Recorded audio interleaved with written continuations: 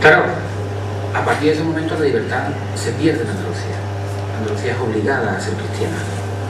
Y a Blas Infante no le molesta el cristianismo, lo que le molesta es la obligación de ser cristiano por decreto ley. De la misma forma que le molesta ser musulmán por decreto. A todo esto, el tío se complica mucho la vida, ¿no? Porque no es fácil. Y además él se va por lo difícil. Aquí lo fácil es presentarse a las elecciones, salir y decir que vas a hacer la revolución desde las cortes. Pero el tío aprende árabe. Es profesor de árabe en Sevilla. El tío defiende la mezquita, como decía antes, en Sevilla, 500 años después de que se destruyera la última. Y de alguna forma está defendiendo algo que no deja de ser un estigma en la España de hoy también, la libertad religiosa. Incluso en los primeros modelos, en las primeras reflexiones proautonómicas que los andalucistas hacen, se atreven a decir, fijaros, estamos en guerra con Marruecos, estamos dándonos torta con el delfín, se atreve a decir que si algún día Andalucía tiene autonomía, España dé a Andalucía las competencias de las relaciones con Marruecos. Porque él entiende que realmente la frontera, el estrecho de Gibraltar, no separa, sino más bien nos une. Y porque hay una parte de la Andalucía que fue expulsada, que fue perseguida y que está allí viviendo todavía. Para Blas Infante las fronteras no son sino una forma de intercambio. Hecho que Blas Infante hace una escala muy reducida y que promueve el diálogo, la comunicación, el entendimiento, etcétera, etcétera. La Andalucía es de la época, en la España y en Marruecos de la época, que todavía no era Marruecos, porque realmente Marruecos aparece como país en el año 56, es a una escala muy pequeña eso que se está hablando hoy de alianzas de civilizaciones. Atrevernos a conocer al otro, entender que el otro nos enriquece y que su diferencia no nos tiene que agredir, sino que sencillamente nos acompaña en el quehacer diario. Porque hay un dato importante y no me resigno a no hablar de esto, y es la peregrinación que Blas Infante hace a la tumba de Al-Mutamim, precisamente durante la dictadura de Primo de Rivera. El general jerezano prohibió toda actividad política, creó su partido único, como después haría Franco con Falange. Blas Infante se va a Isla Cristina y de allí se le ocurre una parida. Voy a hacerle un homenaje particular a ese gran rey, el último rey del reino de Sevilla, que fue Al-Mutamim, que muere en Azman. Hoy la Junta de Andalucía tiene reconstruido allí un moravito, un edificio bastante digno. En la época que fue Blas Infante prácticamente eran 4 o 5 piedras. El caso es que Blas Infante le echa valor, porque España estaba en guerra con Marruecos, lo hubieran cogido por allí, se hubiera jugado el tipo. Se encuentra con un fotógrafo catalán, que es el que le hace 4 o 5 fotos, por cierto, que se hacen muy amigos de él, hasta el punto que el fotógrafo catalán firma el testamento que hace Blas Infante.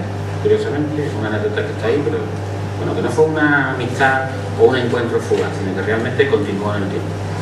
Y él viaja a Marruecos a través de Lisboa. En Lisboa va a ver a su amigo, a su gran amigo Pedro Ballina. Hay una influencia mutua entre Ballina y Blas Infante. Infante recibe de Ballina el anarquismo e Infante le aporta a Ballina la Andalucía. Finalmente rompe con la CGT y se hace un heterodoxo, un anarquista heterodoxo. El caso es que también en Silves, en el sur de Portugal, Blas Infante intenta ilusamente que se le haga un homenaje al Mutamim.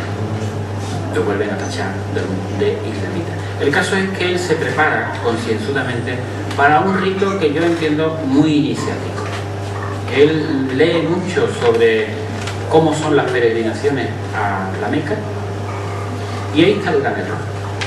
Hay mucha gente que cree que en esa preparación de ese ritual, en ese viaje interior que también hace Blas Infante, yo creo que reforzando sus propias convicciones, hay quien interpreta que cuando Blas Infante va a la tumba de Al-Mutamim, que se tiene incluso que disfrazar de árabe, porque insisto, se está robando el tipo, pues hay quien dice, esto no está aprobado ni viene en ningún sitio oficialmente dicho, que Blas Infante hace la chaguada. La chaguada es la profesión de fe musulmana.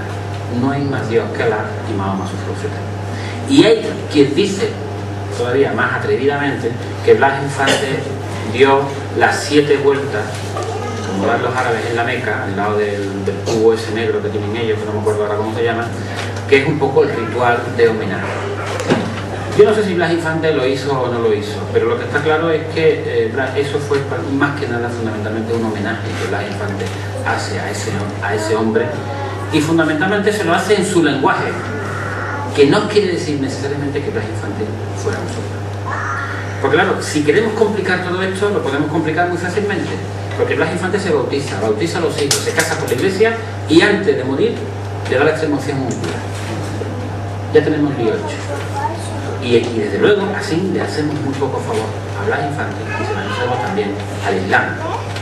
El Islam y Blas Infante son una serie de frivolizar esta cosa.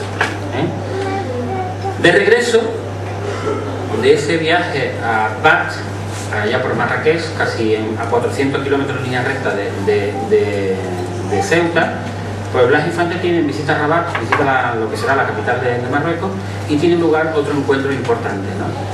Él escucha una nuba, escucha un canto andalusí, y eso le hace despertar una conciencia de que, macho, entre el flamenco que se canta en Andalucía y lo que se está cantando por aquí hay una unión. Entonces el tío regresa en la Cristina, empieza a estudiar flamenco, se compra el disco, incluso tiene el atrevimiento de hacer un libro sobre los orígenes del flamenco y los secretos del cante junto. Por cierto, el libro os lo podéis bajar todos gratuitamente de la página web de la Consejería de Cultura.